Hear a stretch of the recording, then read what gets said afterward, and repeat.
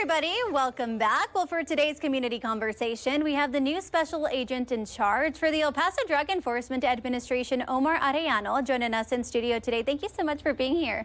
Thank you for having me. Absolutely. Well, first off, welcome home. I just want to know how it feels to be back serving your own community. I'm from the area too, so even with my job, it definitely feels good to give back to your own home. And so tell us about that. Absolutely. I think I'm still in shock right now. Obviously, I started my career 22 plus years ago here at the El Paso division.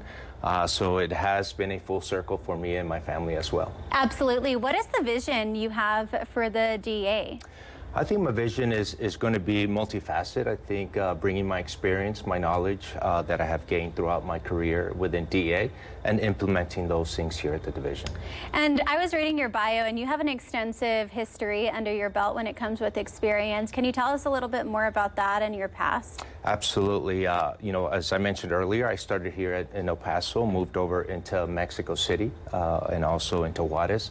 So I had an opportunity to work there for about 7 years, targeting different organizations. From there, I also had an opportunity to work in Colombia, obviously where the majority of the cocaine is being produced that is smuggled into the United States.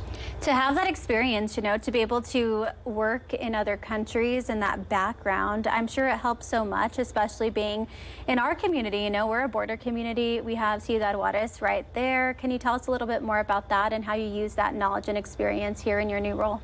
Absolutely. I think one of my biggest pushes that I'm going to be doing here to this young workforce that we have here at the division is to just show them that, right? The big picture is how do we do it? How do we target these organizations? Because at the end of the day, the command and control of these drug trafficking organizations probably sit in another country. Absolutely. And, you know, we just saw you have a roundtable with our evening anchor, Robert Holguin, and you were talking about the collaboration between so many different entities that you work with.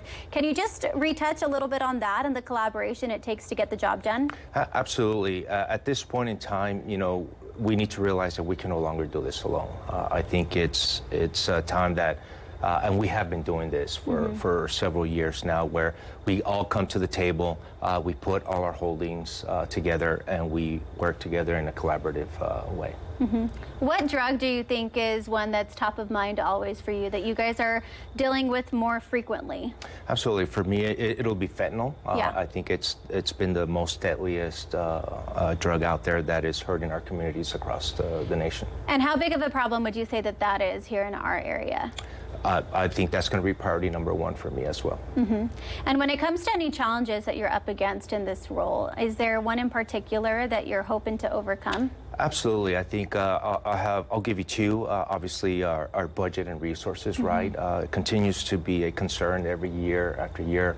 Our budget continues to be less and less, but also the challenges of these organizations, the way that they morph into something else, right? We're always having to be reactive in terms of the way that they operate. And how do you hope to push the DEA forward? I guess, what is your goal? My goal is to, what I mentioned earlier, is to bring my experience, my knowledge, teach these young agents what I've learned, right, you know, through trial and error, and bring out the great work that the men and women of DEA, of the El Paso Division, is doing right now. Absolutely. And is there anything you would like the community to know who's watching right now? I guess a message you have for them. Right. Absolutely. I think my message would be is to educate ourselves, right? Educate your children, your loved ones. That is one of the ways that we're going to continue to grow as a community, make sure that we are aware of the dangers, whether it be fentanyl, any other synthetic drug out there. Education is key. Yeah, that's so important. You know, I'm a mom. I have 2 kids. You're a parent as well.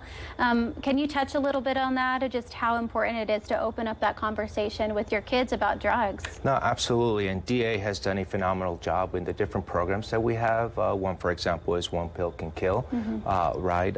That has been being pushed across the United States. But also, you know, one conversation can save a life, right? Talking to your kids, your loved ones, educating them about the dangers out there. And when it comes to the community, how can the community get involved with helping you in your efforts? Absolutely. One of the things that DEA does, and they're doing a phenomenal job with the family summits, right? We get together with the families who have lost loved ones, and they're our advocates, right? They are able to do things that we as a U.S. government agency can't do. So they help us spread the word, the awareness across the nation. Good to know. Well, we want to thank you so much for being here with us today. Thank you for having me. Absolutely. I'm going to repost this community conversation on our website. All you have to do is go to kfoxtv.com, click on that community conversation tab up at the top, and there you'll find our conversation. But once again, thank you. We appreciate it. Thank you. Now for a look at the weather, let's send things on over to forecaster Hannah Fresco.